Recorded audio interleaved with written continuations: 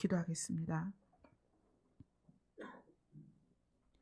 하나님이 우리 아버지이신 것과 유일하신 신이신 것에 대하여 영광을 올려드립니다. 오늘 우리의 예배를 받으시기에 합당하시고 오직 예배를 받으실 만한 분은 아버지뿐인 것을 우리가 오늘 고백합니다. 우리 모두의 마음이 오늘 아버지께 올려지게 하여 주시옵소서. 예수님 이름으로 기도드려옵나이다. 아멘. 오늘 말씀은 히브리서 말씀입니다. 히브리서 4장 1절부터 2절까지입니다.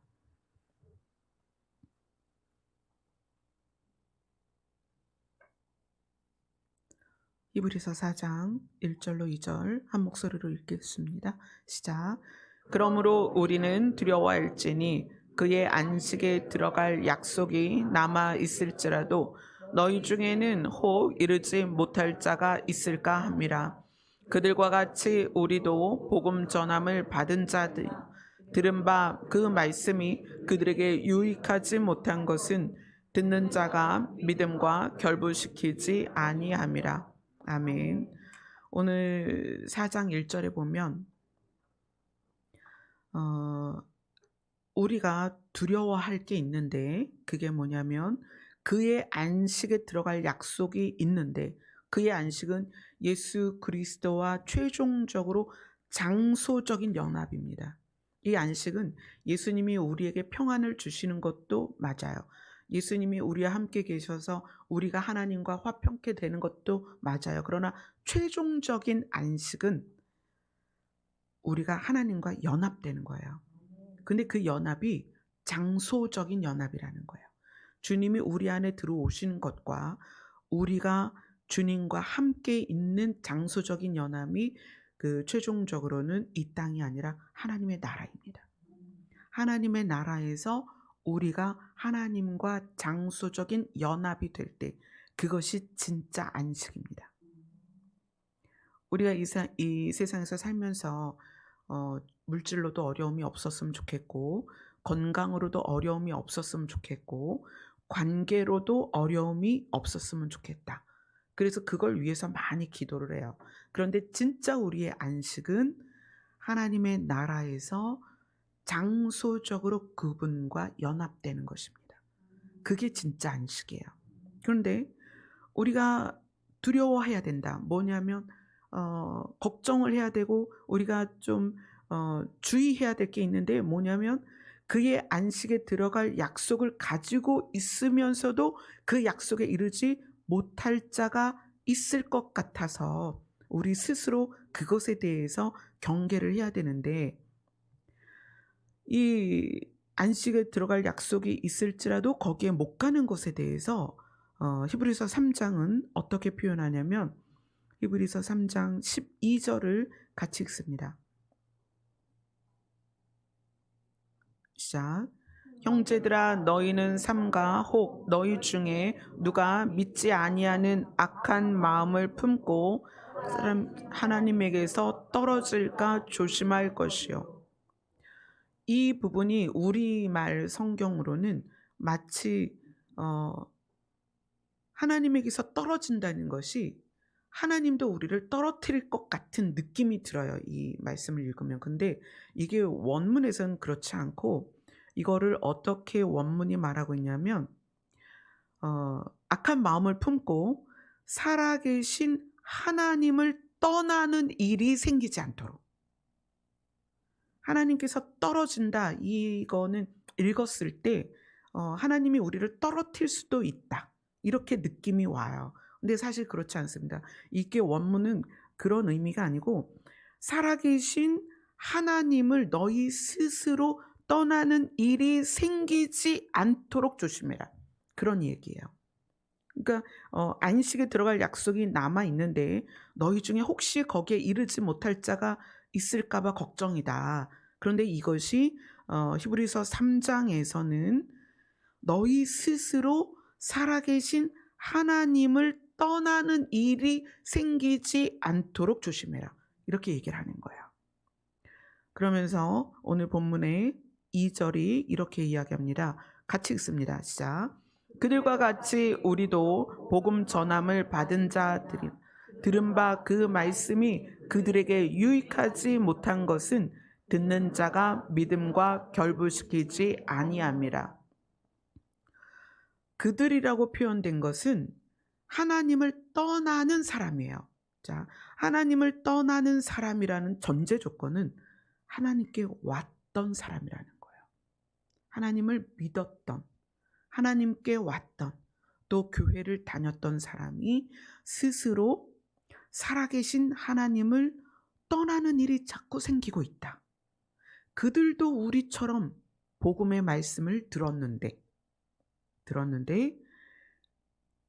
그 들은 말씀이 그들에게 유익하지 못했다. 왜냐하면 그 말씀을 듣는 자가 믿음과 결부시키지 아니하였다. 이렇게 얘기해요. 우리가 지금 여기에 여러 사람이 앉아있고 지금 유튜브로 함께 예배를 드리는 분도 100명이 넘습니다. 근데 우리가 이렇게 함께 예배를 드리는데 지금 이 히브리서 저자는 무슨 얘기를 하냐면 우리가 같이 예배 드리고 있고 함께 말씀을 나누고 있고 함께 하나님을 알아가고 있는데 최종적으로 장소적으로 예수님과 연합되는, 하나님과 연합되는, 장소적으로 연합돼서 진짜 안식을 누리는 그날 거기에 이르지 못하는 사람이 있다는 거예요. 여기서 같이 예배를 드리지만, 같이 인터넷으로 예배를 드리지만 지금 이 히브리서 저자가 그 얘기를 하는 거거든요. 이스라엘 백성이 애굽에서 같이 출발했지만 가나안에 들어간 사람은 모두는 아니었다는 거예요. 왜 그들은 모세에게 율법을 하나님이 말씀하셨고 하나님께서 그 많은 기적을 경험케 하셨는데도 거기에 가나안에 들어가지 못했을까? 그래서 히브리서 저자가 우리에게도 교훈을 주는 거예요. 우리 중에 살아계신 하나님을 떠나는 일이 생긴다. 이미 생긴 사람도 있고. 그래서 너희 스스로를 하나님을 떠나는 일이 생기지 않도록 조심해야 되고 두려워해야 된다. 근데 그 이유가 뭐냐면 들은 말씀을 믿음과 결부시키지 못했다. 이렇게 얘기해요. 실제적으로 우리가 그럴 수 있기 때문에 히브리서 저자가 오늘 굉장히 중요한 부분을 다루고 있는 거예요. 히브리서는 말씀드렸죠. 구약을 말씀으로 배웠던 이스라엘 백성이 예수 그리스도를 경험하고 예수 그리스도를 경험한 세대가 구약을 재해석한 거예요. 아, 구약에서 이런 말씀들이 이 메시아에 대한 말씀이구나. 구약의 이런 부분이 예수님에 대한 말씀이구나를 깨닫고 구약을 인용해서 이 히브리서 저자는 메시아를 명확하게 드러냅니다. 그래서 이 히브리서 1장은 이렇게 시작합니다. 히브리서 1장 1절 2절을 같이 읽습니다. 시작. 옛적의 선지자들을 통하여 여러 부분과 여러 모양으로 우리 조상들에게 말씀하신 하나님이 이 모든 날 마지막에는 아들을 통하여 우리에게 말씀하셨으니 이 아들을 만유의 상속자로 세우시고 또 그로 말미암아 모든 세계를 지으셨느니라. 아멘. 구약을 통해서는 하나님께서 선지자를 통하여 말씀하신 걸로 교훈을 주셨고 하나님의 계시를 풀어주셨습니다. 그런데 지금은 이 마지막 때에는 이제 신약이 시작되면서 마지막이 시작이 된 거거든요. 이 마지막에는 메시아를 통해서, 예수를 통해서, 그리스도를 통해서 우리에게 말씀하고 계시다. 이 아들을 이제 모든 만유의 상속자로 세우셨고, 그래서 예수님이 하나님으로부터 모든 것을 상속받고 그로 말미암아 예수 그리스도로 말미암아 모든 세계를 지으셨다. 이거는 이제 완성으로 지으셨다라고 이야기를 했는데 이미 지어졌지만 우리는 그 지어지는 과정 안에서 함께 가고 있습니다. 완료 시제이지만 현재 진행형이기도 하다는 거예요. 근데 그로 말미암아 모든 세계가 지어졌다는 의미는 뭐냐면 태초에도 예수님은 하나님과 함께 계셔서 그렇게 말씀하시죠. 우리가 우리의 형상대로 우리의 모습을 따라 사람을 만들자. 그래서 태초에 사람을 만드실 때도 세상을 지으실 때도 예수님이 계셨지만 지금은 이 마지막 때에는 예수 그리스도로 말미암아 새 하늘과 새 땅이 이루어져 갈 것이고 예수 그리스도로 말미암아 그 새 하늘과 새 땅에 들어갈 세대가 만들어진다는 거예요. 예수 그리스도로 말미암아. 자, 히브리서 저자가 예수 그리스도로 말미암는 세상에 대해서 이야기하면서 2장에 가면 히브리서 2장에 가면 무엇에 대하여 이야기하냐면 3절을 같이 읽습니다. 2장 3절 같이 읽습니다. 시작. 우리가 이같이 큰 구원을 등한히 여기면 어찌 그 보응을 피하리요. 이 구원은 처음에 주로 말씀하신 바요 들은 자들이 우리에게 확증한 바니. 자, 히브리서 저자는 구원에 대하여 이야기합니다. 예수 그리스도로 말미암는 세계에 들어갈 자들을 구원받은 자다. 그런데 이것이 큰 구원이다. 놀라운 구원이다. 기적이다. 이렇게 이야기를 하는 거예요. 큰 구원이다. 이거는 우리의 노력으로도 받을 수 없고 하나님께서 은혜로 주시는 것이고 이것은 정말 놀라운 구원이다. 그러면서 이 구원에 대한 설명을 히브리서 2장 10절에 이어갑니다. 2장 10절 같이 읽습니다. 시작. 그러므로 만물이 그를 위하고 또한 그로 말미암은 이가 많은 아들들을 이끌어 영광에 들어가게 하시는 일에 그들의 구원의 창시자를 고난을 통하여 온전하게 하심이 합당하도다. 구원의 창시자를 고난을 통하여 온전하게 해서 그를 통하여 많은 사람들을 구원으로 이끌고 그로 말미암아 만물이 새롭게 되고 그로 말미암아 모든 세계가 지음받는 것에 대해서 이야기를 합니다. 그래서 큰 구원을 이루시는 구원의 창시자, 그게 누구다? 하나님의 아들이시며 메시아며 그리스도이신 예수님이다. 자, 그것을 쭉 설명을 해왔어요. 그 다음에 3장에서는 3장 1절을 같이 읽습니다. 시작. 그러므로 하나님이 하늘에 부르심을 받은 거룩한 형제들아, 우리가 믿는 도리의 사도이시며 대제사장이신 예수를 깊이 생각하라. 우리가 이 땅에서 사는 것으로 인생이 끝난다면 우리는 사실 여기에 있을 필요가 없어요. 여러분이 원하는 것을 추구하며 세상에서 마음껏 사셔도 돼요. 그러나 우리가 이 땅에서 사는 것으로 끝이 아니기 때문에 제가 어제도 장례식에 갔고 어제도 장례식장에서 말씀을 선포했어요. 저는 나이가 그렇게 많지 않고 목회 경력도 많지 않습니다. 저의 남편은 2007년에 목회를 시작해서 2015년까지 사역을 감당하다가 하나님 품에 안겼어요.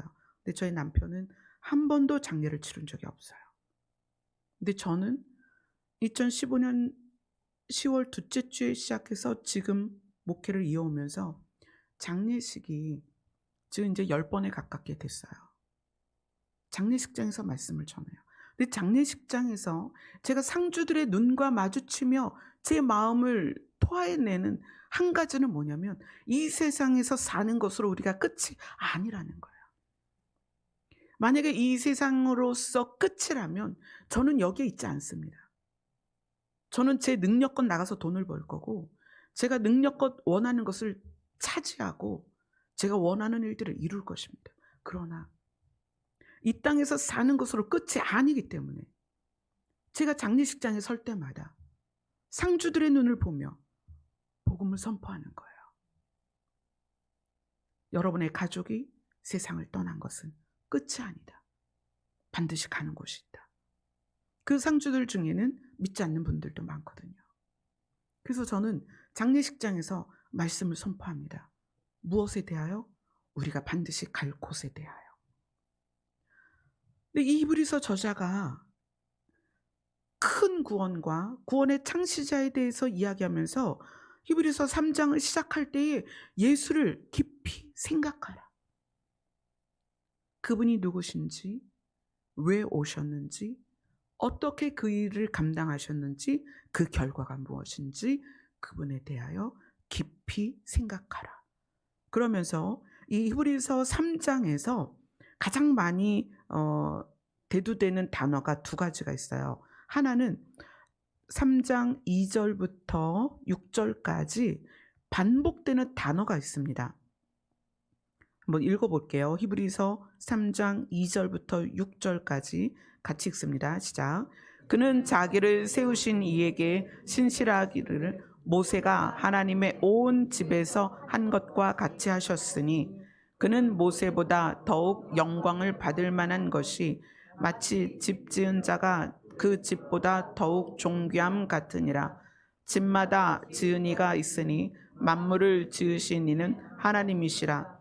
또한 모세는 장래에 말할 것을 증언하기 위하여 하나님의 온 집에서 종으로서 신실하였고 그리스도는 하나님의 집을 맡은 아들로서 그와 같이 하셨으니 우리가 소망의 확신과 자랑을 끝까지 굳게 잡고 있으면 우리는 그의 집이라. 아멘. 2절부터 6절까지 뭐가 반복이 되고 있어요? 단어가 집. 집. 우리가 오늘 본문으로 선택한 히브리서 4장 1절에 우리가 두려워해야 된다. 그 안식에 들어갈 약속이 남아있지만 혹 너희 중에 이르지 못할 자가 있다. 살아계신 하나님을 떠나는 일이 생길 수도 있다. 근데 그 안식이 3장에서는 무엇으로 표현이 되냐면 집이라는 표현을 하는 거예요. 한문으로도 집 가짜가 사람이 거하는 장소, 편안하게 거하는 장소 그렇게 되어 있죠. 가족들이 들어가 있는 곳. 이 집이라는 곳은 안식을 얻는 곳입니다. 근데 모세는 하나님께서 명령하셔서 자기의 그 이스라엘 백성을 정말 잘 돌봤습니다. 그래서 신실한 종이었죠, 모세는. 그런데 그리스도는 하나님의 집을 맡은 아들이다. 종이 아니라 아들이다. 그러니 얼마나 더 신실하겠냐? 얼마나 더 책임을 지겠느냐? 우리는 누구다? 그의 집이다. 예수님이 들어오고 싶어하는 집이다. 그래서 우리 안에 예수님이 들어오시면 우리는 그것으로 완전한 평안을 얻게 되는 거죠. 그런데 이 예수님이 들어오시고자 하는 집인 우리가 어느 날 하나님을 떠나는 일이 생길 수 있다는 거예요. 근데 우리가 하나님을 떠나는 일이 생길 수 있는 조건을 지금 히브리서 3장에서 이야기하고 있습니다. 자, 어디냐면 3장 7절로 8절 같이 읽습니다. 시작. 그러므로 성령이 이르신 바와 같이 오늘 너희가 그의 음성을 듣거든 광야에서 시험하던 날에 거역하던 것 같이 너희 마음을 완고하게 하지 말라. 예수님이 우리 안에 들어오셔서 우리가 예수님을 모신 집이 되고 이 상태로 시간이 흘러서 장소적인 연합, 최종적인 장소적인 연합인 하나님의 나라까지 이게 이어져야 된다는 거예요. 우리가 예수님을 모신 집이 되어서 이것이 하나님의 나라까지 이어져서 그것이 우리에게 최종적인 안식이 될 텐데 중간에 우리가 하나님을 떠나는 일이 생길 수 있다. 그것에 대해서 조심하고 두려워해야 된다. 그런데 우리가 하나님을 떠나는 일이 어떻게 생기느냐? 우리의 마음의 완고함이다.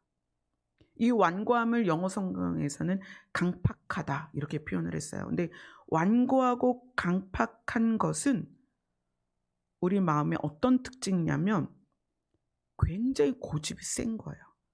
융통성이 없고 고집이 세고 까다로운데, 이 고집이 세다는 건 내 주장을 끝까지 밀어붙이는 거예요.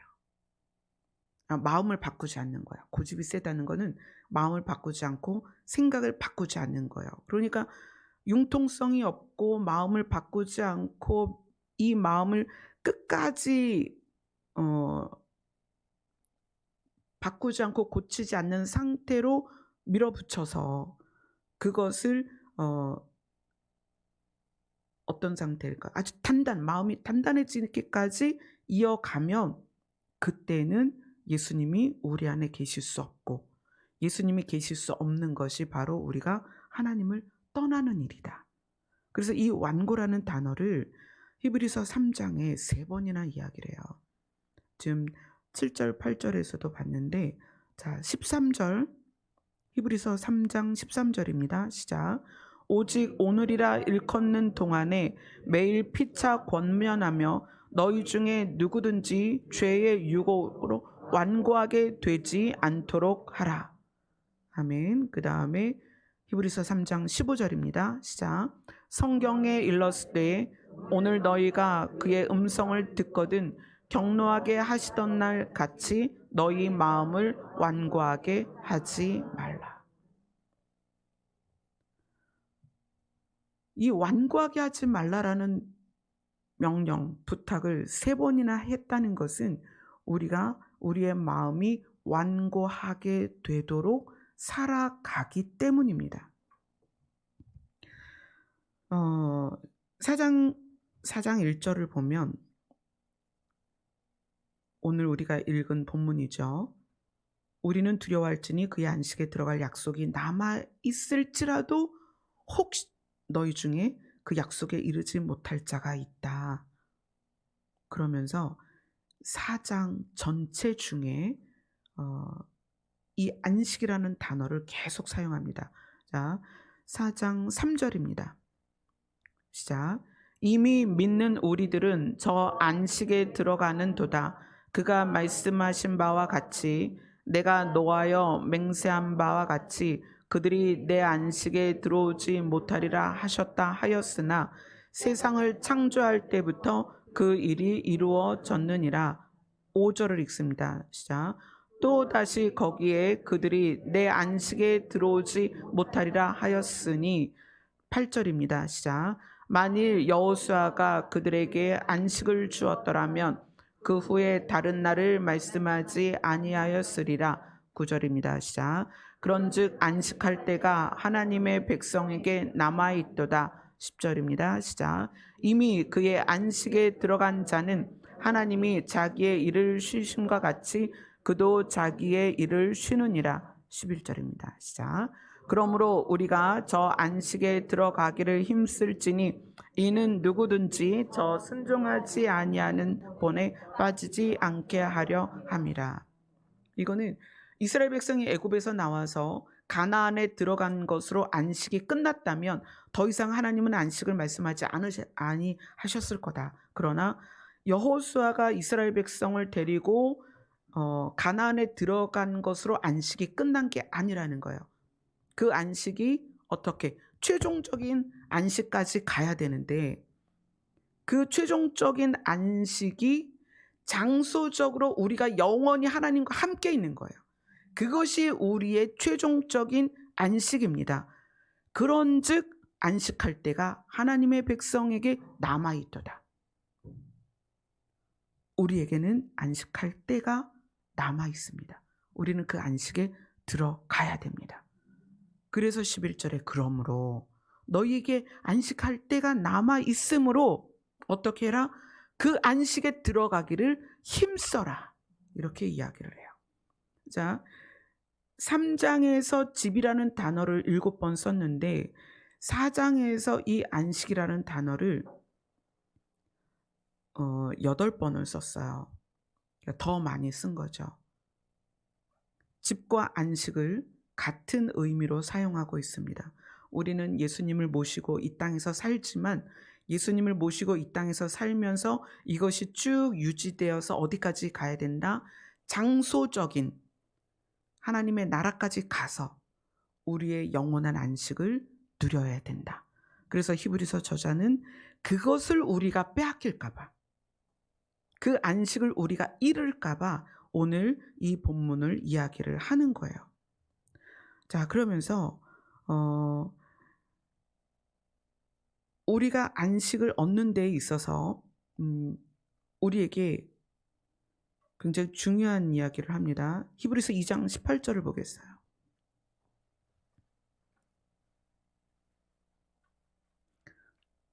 천국으로 가서 그 장소적인 연합이 되어서 완전한 안식을 누리도록 가야 하는 우리에게 어떤 위로를 해주시냐면 히브리서 2장 18절입니다. 같이 읽습니다. 시작. 그가 시험을 받아 고난을 당하셨은즉 시험 받는 자들을 능히 도우실 수 있느니라. 우리가 인생을 살면서 계속 반복되는 시험 속에서 우리를 내버려 두시는 것이 아니라 어떻게 하신다? 도우신다. 능히 도우실 수 있다. 어떻게 하도록? 우리가 영원한 안식에 들어갈 수 있도록 예수님이 우리를 능히 도우실 수 있다. 그리고 4장 14절부터 16절을 읽겠습니다. 시작. 그러므로 우리에게 큰 대사장이 계시니 승천하시니 곧 하나님의 아들 예수시라. 우리가 믿는 도리를 굳게 잡을지어다. 우리에게 있는 우리의 연약함을 동정하지 못하실 이가 아니요 모든 일에 우리와 똑같이 시험을 받으신 이로되 죄는 없으시니라. 그러므로 우리는 긍휼하심을 받고 때를 따라 돕는 얻기 위하여 은혜의 보좌 앞에 담대히 나아갈 것이니라. 지금은 예수님이 우리 안에 계신데 이것이 눈에 보이는 것도 아니고 때로는 그것이 우리 마음에 정말 우리 예수님이 내 안에 계실까라는 의심이 들기도 합니다. 왜냐하면 여러 가지 상황이나 환경 안에서 우리가 좌절하고 쓰러지고 넘어질 때마다 그게 의심이 된다는 거예요.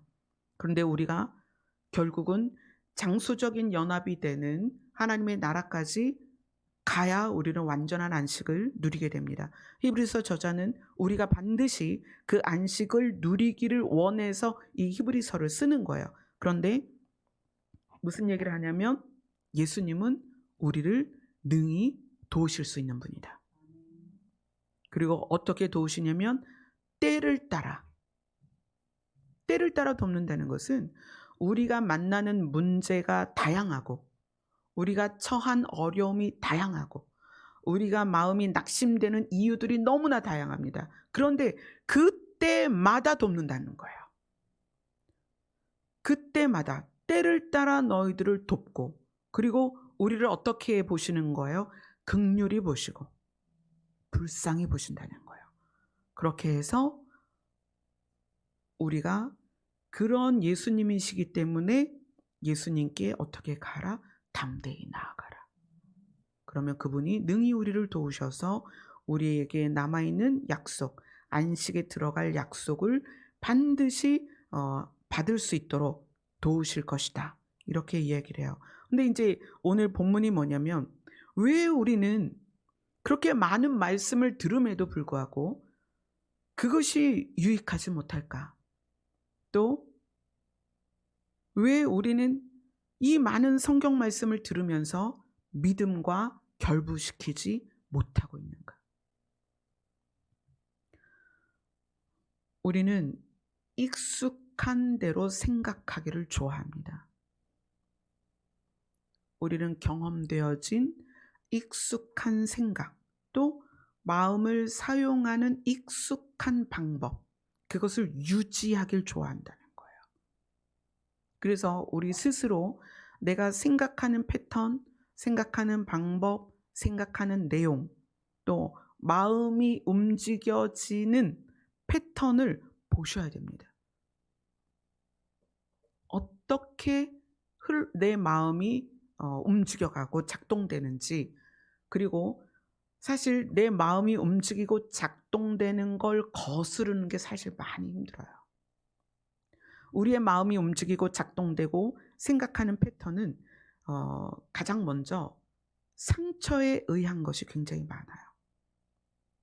근데 그 상처는 자라면서 가장 많이 그 상처를 주는 대상이 사실 부모거든요.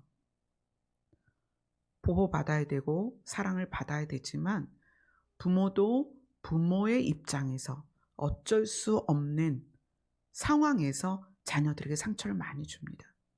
근데 그 상처 중에 이제 부모가 자녀에게 이렇게 말하기가 쉽죠. "야, 네가 뭘 알아?" 그죠? 어른인 부모가 볼 때 어린 아이들을 보면서 "야, 네가 뭘 알아? 야, 니까짓 게 뭘 알아? 야, 넌 나중에 그런 건 네가 나중에 커서는 할 수 있지."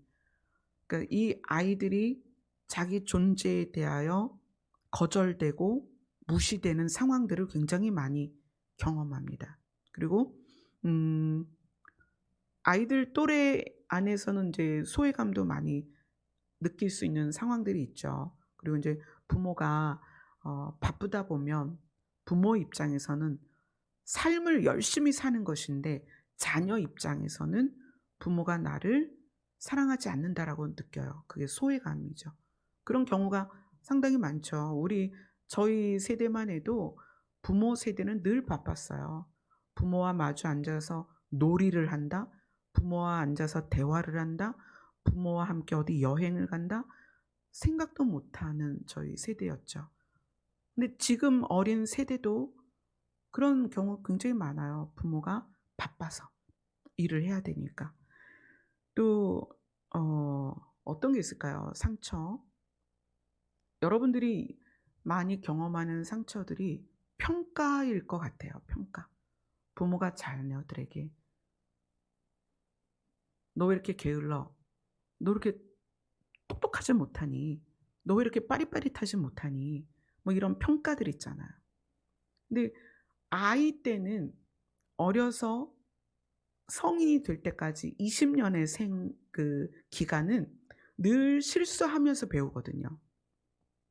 실수하며 성장하고 실수하며 배워요. 그런데 부모가 20년 동안에 실수할 때마다 그것을 지적해서 혼을 내면 이 아이는 자라면서 자기 자신이 부모에게 받아들여지지 않는 존재로 느끼는 거예요.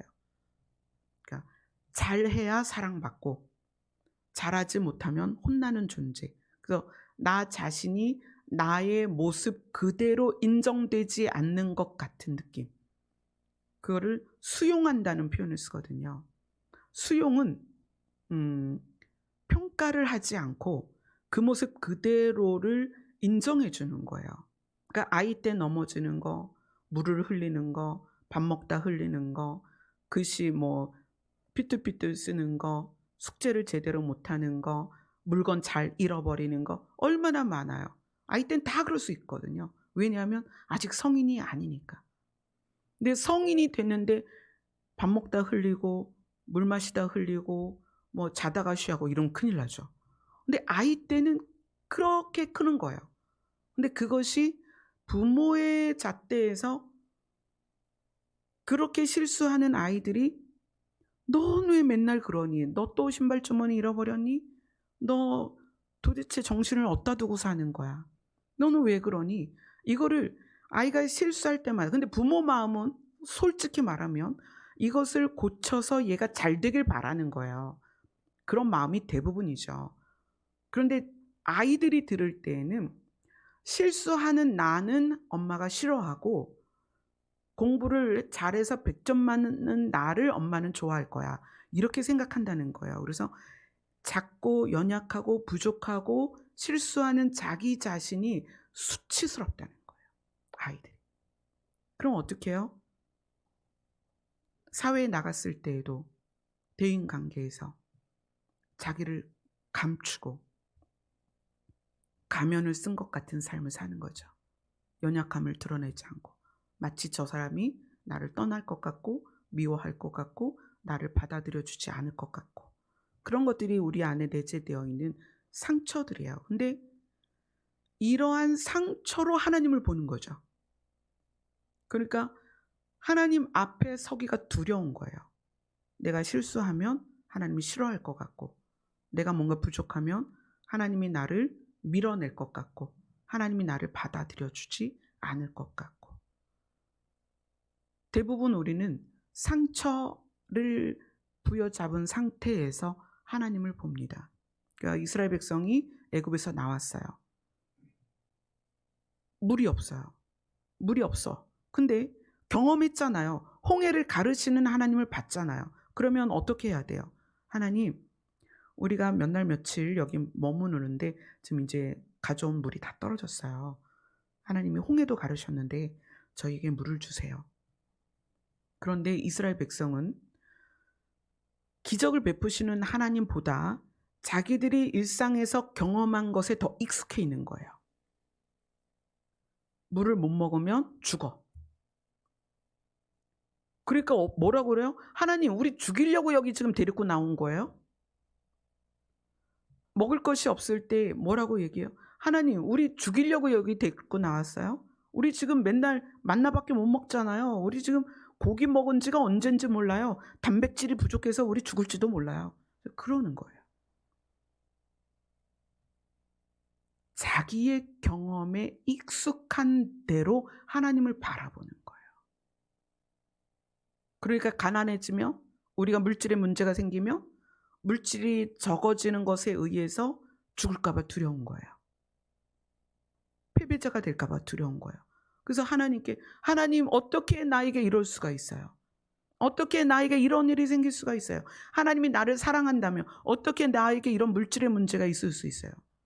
내 몸에 질병이 걸렸을 때 우리가 경험되어진 게 뭐예요? 질병에 의해서 죽어가는 사람을 많이 봤잖아요. 그러니까 하나님을 향해서 하나님 어떻게 나에게 이런 질병을 줄 수가 있어요? 이스라엘 백성이 광야에서 하나님이 홍해를 가르시고 애굽에서 10번의 재앙을 통해서 하나님이 살아계신 걸 보여주셨음에도 불구하고 이스라엘 백성은 애굽에서 살았던 그 기간에 익숙하던 대로 그 상태에서 하나님을 대했다는 거예요. 자기의 경험을 토대로. 근데 우리가 그렇다는 거죠. 또 어떤 게 있을까요? 여러분 안에 데이터가 굉장히 많죠. 제가 목회를 처음 시작할 때 남편 돌아가시고 이제 2015년 10월 둘째 주부터 주일 강단을 섰어요. 근데 그때 모여있던 성도들은 저하고 이미 그때 우리 수지자매는 반주하던 자매는 초등학교 때부터 저하고 관계가 돼 있었고 거기에 있던 어떤 형제는 초등학교 6학년 때부터 저하고 알고 있었고 그러니까 굉장히 오래된 지체들이에요. 그러면 그들에 대하여 저는 뭐가 있냐면 데이터가 있어요. 얘는 이럴 때 이렇고 저럴 땐 저래. 이런 상황에선 이렇게 대처해. 이런 데이터가 있죠. 근데 하나님께서 목회를 시작할 때 이렇게 말씀하셨어요. 사람에 대한 데이터를 갖지 마라. 누구에게도 데이터를 갖지 마라. 한 번은 저희 교회 그 집사님 한 분이 목사님, 그때는 제가 사모였어요. 남편 아직 돌아가시기 전인데 목사님하고 사모님, 저희가 아는 교회가 어떤 곳이 있는데 거기에 엄청 그 은사가 강한 목사님이 집회를 하신다는 거예요. 그러니까 이제 목사님 사모님도 같이 가자고 그래서 갔어요. 그러니까 거기는 그런 거 있죠. 확 쓰러지기도 하고 막 이렇게 여러 가지 현상들이 정말 많이 나타나는 곳이었어요. 이제 그 집회가 끝나고 목회자들끼리 모였어요. 그 집회를 인도했던 강사 목사님하고 참석했던 성도들 중에 일반 성도는 다 가고 목회자들끼리 모였어요. 근데 그 강사 목사님이 무슨 얘기를 해주시냐면 은사 사역을 하다 보니까 이런 얼굴의 표정을 가진 사람은 이런 문제가 있더라. 또 이런 상황에서 자라온 사람들은 이런 성격이더라. 그것이 생겼다는 거예요. 근데 그 생긴 걸 적용해 보면 또 맞더라는 거야. 그러면서 저희는 이제 그때는 남편이나 저나 이제 목회 초년생들이니까 저희들에게 이제 방법을 알려주는 거야. 목회 테크닉. 그래서 이런 사람은 이런 성격이고 이런 상처가 있으면 이런 문제가 있고 이런 것들을 알아야 된다. 그러면서 막 그거 설명을 해주는 거예요. 그래서 그때는 그냥 그렇게 들었어요. 근데 하나님께서 사람에 대한 데이터를 갖지 마라. 왜죠? 이 사람은 늘 이랬어요. 저 사람은 늘 이렇게 행동해요. 또 이런 성격의 사람은 이런 문제가 있더라고요. 하나님. 그러니까 데이터가 안 생길 수가 없는 거예요. 근데 하나님은 이렇게 말씀하셨어요. 나는 아침마다 새로운 은혜를 너에게 부어준다. 나는 너를 대할 때 누적된 데이터로 대하지 않는다. 우리 법으로 뭐 삼진아웃 이런 거 있잖아요. 뭐 같은 죄를 3번 지었을 때, 어떤 같은 실수를 3번 했을 때 삼진아웃 이런 게 있어요. 그럼 뭐죠? 데이터가 누적됐을 때 가중이 되는 거예요. 우리는 그렇게 해요. 사람을 대할 때. 그래서 그런 얘기하죠. 아이들한테. 야, 너 또! 내가 맨날 얘기했는데 너 또 그랬어. 혹시 하준이도 그런 얘기 많이 들었어? 하준이가 끄덕끄덕했어요. 우리는 그렇습니다. 사람을 대할 때. 너 뭐야? 너 또 나한테 그랬어? 뭐야? 또 신발 주머니 잃어버렸어? 너 또 밥 먹다 흘리지? 너 또 지갑 잃어버렸니? 재은이? 재은이가 밥 먹다 흘려 자꾸? 하준이가 막 재은이 얘기했어요. 우리는 데이터를 수집하고 모아서 저장을 해요. 그래서 이 사람은 이렇다. 그러길 좋아해요. 그래서 자기 자녀를 향해서 그렇게 하는 거예요. 너 또 그래? 정말 너 커서 뭐가 될래? 이러면서. 그거를 지속적으로 경험하게 되면 자기의 가치를 알지를 못해요, 사람들이. 근데 하나님은 우리에 대하여 그렇게 하지 않는다는 거예요. 나는 아침마다, 날마다 너희를 새롭게 대한다. 나는 날마다 너희에게 새 은혜를 부어준다. 나는 너를 대할 때 오늘 처음 대한 것처럼 너를 대한다. 과거를 생각하지 않는다. 그래서 때를 따라 주시는 은혜란 그런 것입니다. 너 오늘 또 그 실수를 했니? 그게 아니라 너 오늘 이런 일이 있었구나. 어떻게? 내가 도와줄게. 그리스도는 능히 우리를 도우실 수 있습니다. 아멘. 우리 예레미야 애가를 보겠습니다.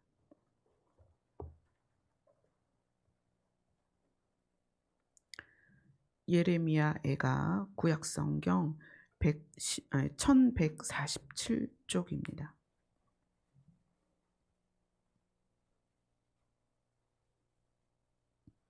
예레미야 애가 3장 19절부터 26절까지입니다. 예레미야 애가 3장 19절부터 26절입니다.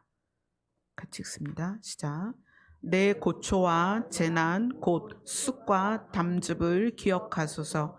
내 마음이 그것을 기억하고 내가 낙심이 되오나 이것을 내가 내 마음에 담아 두었더니 그것이 오히려 나의 소망이 되었사옴은 여호와의 인자와 긍휼이 무궁하심으로 우리가 진멸되지 아니함이니이다.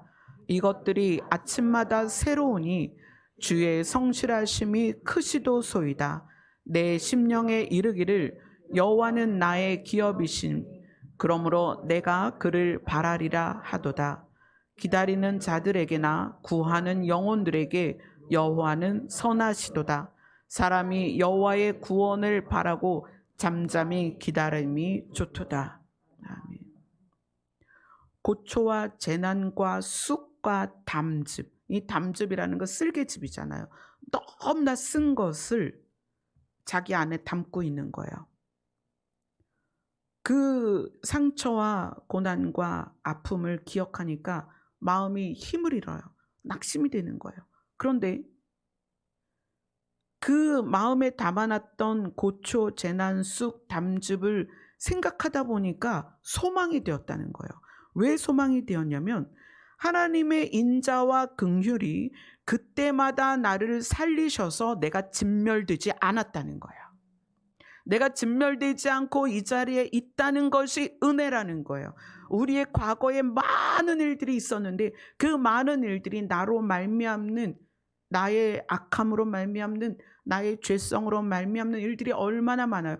그것으로 인한 고초와 재난과 쑥과 담즙이 있었다는 거예요. 그러나 하나님은 인자와 긍휼이 요만큼 있는 것이 아니고 어떻다? 무궁하시다. 그래서 우리가 지금 살아있다. 아침마다 새롭게 우리를 살리셨다. 주의 성실하심이 크시도다. 그래서 어떻게 하는 거예요? 여호와의 구원을 바라고 그분이 나를 살리실 것을 기다릴 수 있는 거예요. 아멘. 그분을 담대히 부를 수가 있는 거예요.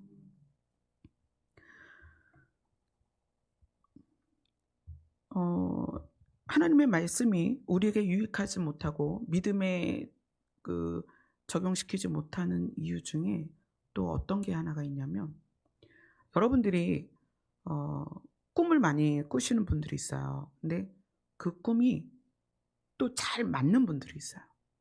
근데 우리가 뭘 기억해야 되냐면 100개의 꿈을 꿔서 99개가 맞아도 하나는 틀릴 수 있다. 또 직감이 아주 잘 맞는 분들이 있어요. 내가 이렇게 느꼈어. 확실해. 100번을 느꼈는데 99번이 맞아도 한 번은 틀릴 수 있다. 그걸 아셔야 돼요. 근데 이거를 생각하지 않으면 내가 꿈을 이렇게 꿨는데 이게 맞아. 또는 내가 이렇게 느꼈는데 이게 맞아. 이것을 계속 주장하다 보면 마음이 강팍해지고 고집스러워져요. 완고해집니다. 그래서 꿈이나 또는 음성도요 잘못 듣습니다. 음성 잘못 듣는 경우 굉장히 많아요. 그 음성이 느낌하고 연결되거든요. 여러분 귀로 음성 듣는 경우는 많지 않아요. 저도 하나님의 음성을 많이 들어왔지만 그 많이 듣는 음성들이 보통은 다 내적 감동이에요. 근데 이제 제가 벼락같이 들었던 건 언제였냐면 99년에 그때 둘째 아이도 태어나기 전이에요. 24년 전에 1999년 12월에 제가 안면마비가 왔었어요. 근데 그 안면마비 왔을 때는 이쪽 눈은 감기지도 않고 완전 한쪽이 다 마비가 돼서 지금도 어느 정도는 남아있는데 완전히 마비가 돼서 잘 때는 안대를 껴야 됐고 음식을 먹으면 혀도 반이 마비가 된 거잖아요. 이쪽도 마비가 됐으니까 혀가 이쪽으로 안 가는 거예요. 그래서 밥을 먹으면 음식이 계속 이쪽에 쌓여요. 그러니까 혀가 이쪽으로 못 가니까 음식을 이동시키질 못하는 거예요. 저는 혀가 말하고 맛보는 것만 하는 줄 알았어요. 그랬더니 혀가 없으면 음식을 제대로 씹을 수가 없어요. 혀는 아주 바쁘게 음식을 이쪽으로 계속 옮겨주거든요. 근데 그게 박자가 안 맞으면 혀를 깨물죠. 여러분 혀 깨문 경험이 있으시죠? 이렇게 박자, 템포가 안 맞아서 그래요. 혀가 안 움직여서 음식물이 쌓이면 그걸 손가락으로 다 꺼내야 돼요. 밥 먹다가. 여기 계속 쌓이니까 꺼내고 다시 먹어야 되고 그 정도로 안면마비가 심하게 왔는데 병원에서 한의원에서 한 달을 매일 침을 한 70개 정도 맞았어요. 이렇게 쫙. 그렇게 맞았는데도 불구하고 안 돌아오니까 의사 선생님이 포기를 하더라고요. 제가 그랬어요. 절규를 했죠. 30대에 안면마비가 왔으니 어떡하면 좋으냐. 아니 나를 포기하면 어떡하냐. 한 달을 해 놓고 나를 포기하면 어떡하냐. 근데 의사 선생님이 "아니 안 되는 걸 어떡하냐." 그러면서 그게 굉장히 큰 좌절이 됐어요. 근데 얼굴에 마비가 오고 나니까 음 그전에는 저가 그 "인상이 되게 좋다." 그런 얘기를 많이 들었었는데 안면마비가 오고 나니까 사람들이 저를 처음 대하는 분들은 일단 꺼리는 거예요. "표정이 안 좋아. 왜 자꾸 얼굴이 찡그려지냐." 막 이 "성격이 되게 세 보여." 뭐 이런 얘기를 되게 많이 들었어요. 그래서 어느 날 인제 양치를 하는데 칫솔로 양치질할 때 그 치약이 막 줄줄줄 샜거든요. 그 욕실에서 막 양치를 하는데 그때 정말 우레와 같이 말씀하셨어요. "네 얼굴이 고침받을 때 내가 너를 들었을 것이다." 근데 또 그때 그렇게 말씀을 그 음성을 듣는 동시에 하나님 하지만 완전히 치유되지는 않게 해 주세요. 왜냐하면 이걸 통해서 교훈을 가지고 싶어요.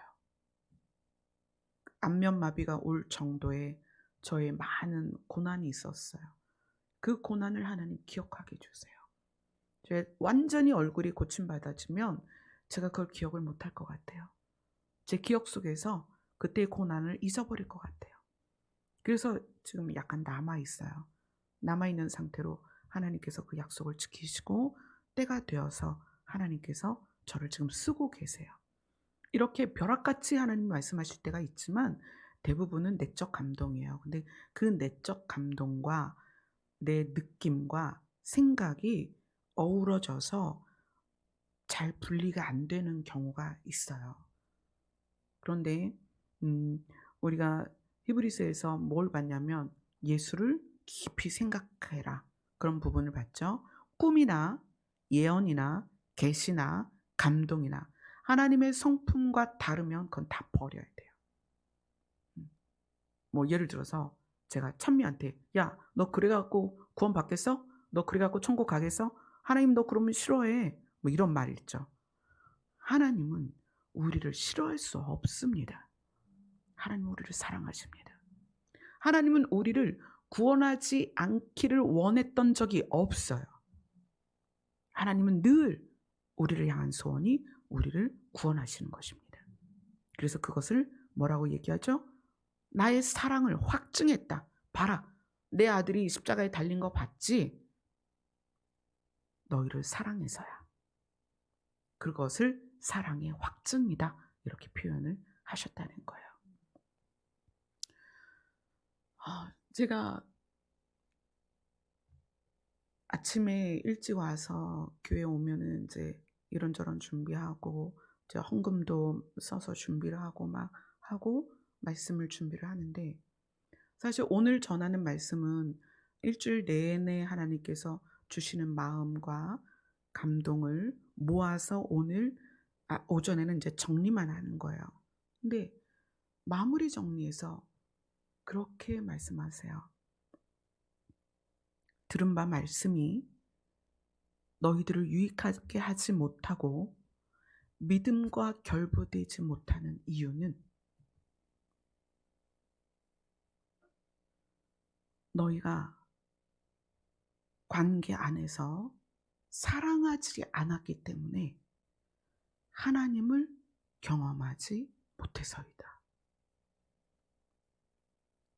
하나님을 경험한다는 것은 사랑을 느껴야 하나님을 깨닫는다는 거예요. 근데 부모가 자녀를 상처 주고 구박하고 미워하고 그러면서 그 부모가 "예배드려 기도해. 예배드려 기도해. 너 하나님 만나야 될 거 아니야. 너 말씀 알아야 될 거 아니야. 너 구원 받아야 될 거 아니야." 그런다는 거예요. 자녀는 부모의 사랑을 통해서 하나님을 경험합니다.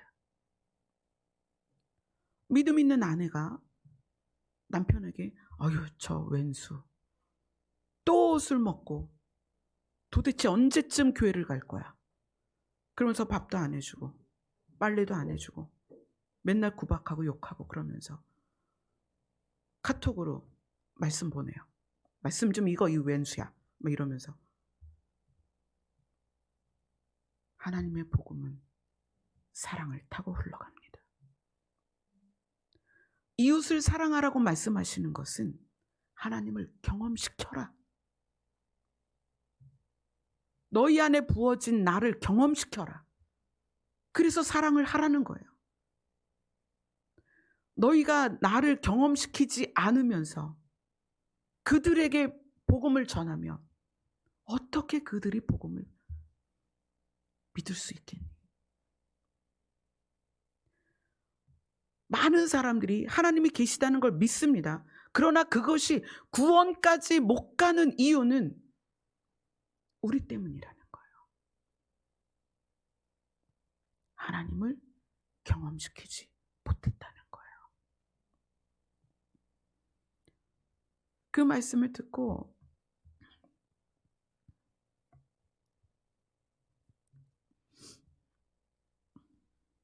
오늘 이 말씀이 너무 마음이 아팠어요.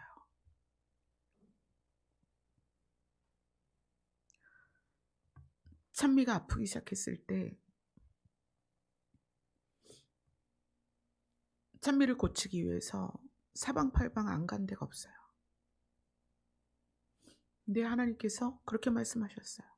사랑이 넉넉히 이길 것이다. 그래서 물론 약도 먹어야 되고 병원도 다녀야 되지만 이 아이를 살리는 것이 사랑이구나. 근데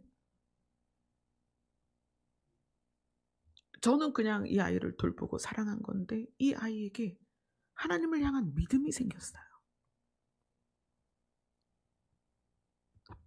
저는 그 이유를 몰랐어요. 근데 오늘 말씀을 통해서 가족을, 자녀를, 형제를, 이웃을 사랑하는 것은 하나님을 경험시키는 것이다. 여러분의 가족 구원이 너무나 중요하잖아요.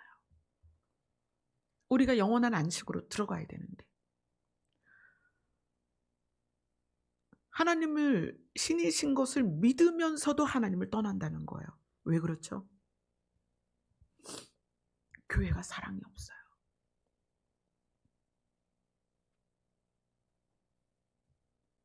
저는 상담을 주로 많이 하다 보니까 많은 분들하고 상담을 하다 보면 대부분 교회에서 상처를 받았어요. 목사님, 저 하나님 계신 거 알아요. 예수님도 믿어줘요. 근데 교회를 못 가겠어요. 목사님들이 말씀을 전하시는데 왜 그 말씀이 성도들에게 유익하지 못하고 그 말씀이 믿음과 결부되지 않느냐? 목사님들은 믿음을 교회 성장에 사용한다는 거예요.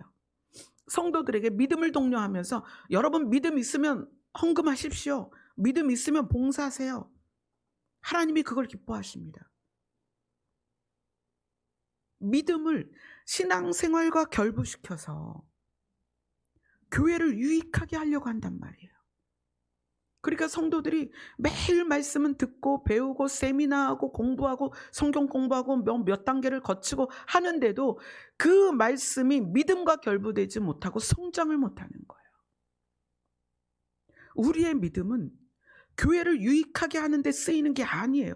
우리의 믿음은 말씀과 결부되어서 어디로 가야 된다? 영원한 안식으로 가야 된다. 예수 그리스도와 장소적인 연합으로 가야 되는 거예요. 그렇게 말씀이 쓰여져야 돼요. 그래서 그 말씀이 읽을 때마다 위로가 되는 거예요. 아, 하나님이 나를 도우시겠구나. 하나님이 나를 인도하시겠구나. 하나님이 나를 사랑하시는구나. 말씀이 그렇게 우리의 믿음을 도와서 하나님이 신이신 것이 믿어지는 상태에서 그분을 절대 떠나지 않는 거예요. 하나님은 나를 사랑하셔. 내가 지금 이런 상황이고 이런 모습일지라도 하나님은 반드시 그 영원한 안식으로 나를 인도하실 거야. 예수님이 그래서 두 가지를 부탁하셨습니다. 너희는 하나님을 사랑하고 너희의 이웃을 사랑해라. 그래서 제가 질문했어요. 이웃이 누구예요? 너로 인하여 파생된 모든 관계다. 남편, 아내, 자녀, 부모, 그들이 우리의 이웃입니다. 그들을 사랑하고 그들에게 하나님을 경험시킬 때 생명이 그들에게 흘러갈 것입니다. 아멘. 아멘. 기도하겠습니다.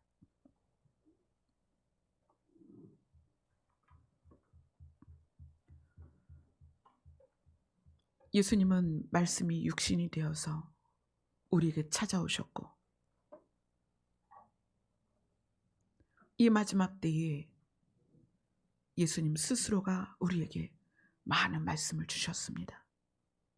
우리가 하나님을 신이라 믿으면서도 그 말씀이 우리에게 유익하지 않고 우리의 믿음이 장성해지지 않는 것은 우리의 완고함 때문입니다. 내 생각과 내 경험과 내 고집이 아니라 생명의 말씀에 순종되어지게 하여 주시옵소서. 예수님 이름으로 기도드리옵나이다. 아멘.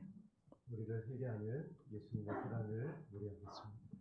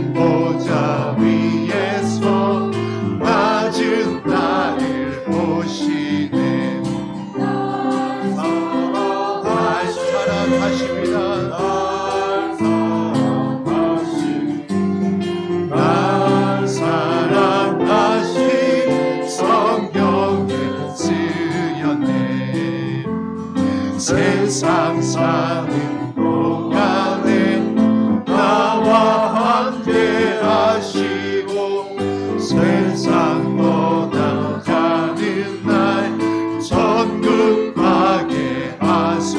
아멘. 날 사랑하신 날 사랑하신 날 사랑하신 성령 4절 다시 한번 찬송합니다. 세상 사는 나와 함께 하십니다. 세상 떠나가는 날 천국 가게 하소서. 날 사랑하신 사랑하신 아멘. 날 사랑하신 성령이 날 사랑하십니다. 날 사랑하신 날 사랑하신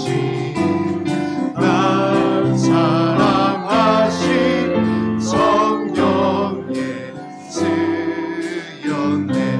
목마른 사슴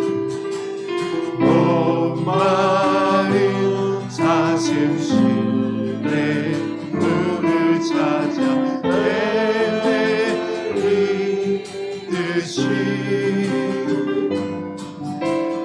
내 영혼 주를 찾기에 갈급하나. 목마른 사슴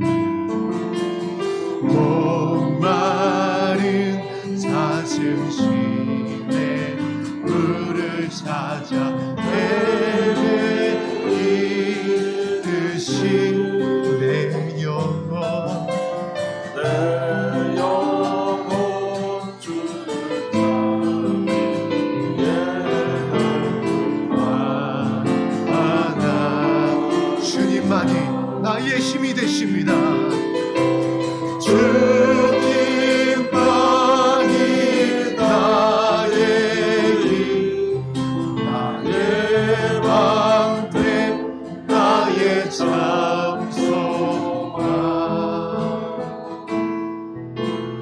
나의 몸 정성 담아 져서 주님 곁에. 우리 주님은 금보다 더 귀하십니다. 금보다 귀한 나의 주님, 만족 주신 주, 당신만이 나의 기쁨 또한 나. 우리 다시 한번 고백할까요? 예수님은 금보다 귀하십니다.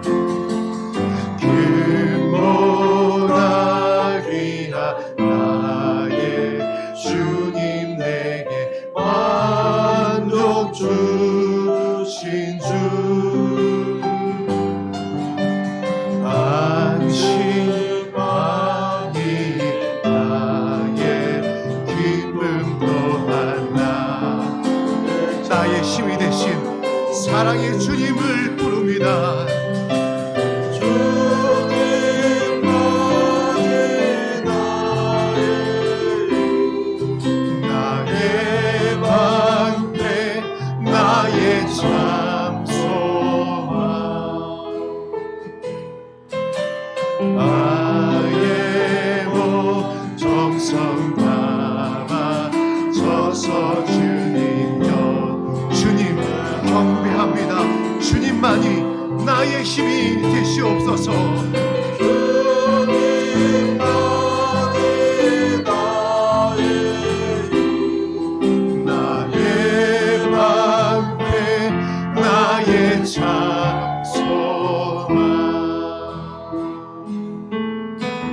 나의 정성 담아 져서 주님